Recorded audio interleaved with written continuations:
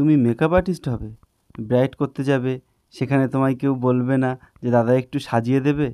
তাহলে তুমি থোড়িই না মেকআপ আর্টিস্ট হলে। তুমি ব্রাইড করতে যাবে, মনের মধ্যে ধুকপুকানি থাকবে না যে ক্লায়েন্টের পছন্দ হবে কি না, তাহলে তুমি থোড়িই না মেকআপ আর্টিস্ট হলে। হ্যাঁ বস, তোমরা যারা ভাবো না যে মেকআপ আর্টিস্টদের অনেক টাকা ইনকাম করে একদিনে, যে ওরা যায় 2-1 ঘন্টা কাজ করে করে হাজার হাজার টাকা ইনকাম করে নিয়ে আসে, হ্যাঁ তাদেরকেই বলছি, তোমাদেরকেই বলছি যে আমাদের মধ্যেও অনেকটা চিন্তাভাবনা থাকে, অনেকটা টেনশন কাজ করে।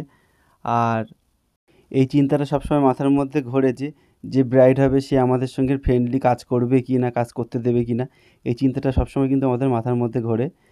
আর তোমরা যারা বলো না যে এইটুকু সাজিয়ে দেবে এত টাকা, তাদেরকে বলছি যে তোমরা প্রোডাক্টগুলো আগে যাচাই করো, যেসব প্রোডাক্টগুলো আমরা ইউজ করি কেমন দাম হতে পারে বা কেমন দাম, তারপরে তোমরা এই কথাগুলো বলো।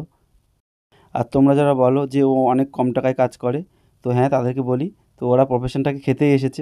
ওদের কাছে প্রফেশনটা হলো টেক্কা দেওয়ার মতো, যে আমি কম টাকায় কাজ করবো, ওকে কাজ করতে দেবো না। তো ওদের জন্যই বলছি যে ওদের দেবো 4 থেকে 5 দিন, তারপরে বসে থাকবো। তো কেউ গায়ে মাখবেন না। সবাই ভালো থাকবেন, সুস্থ থাকবেন, টাটা।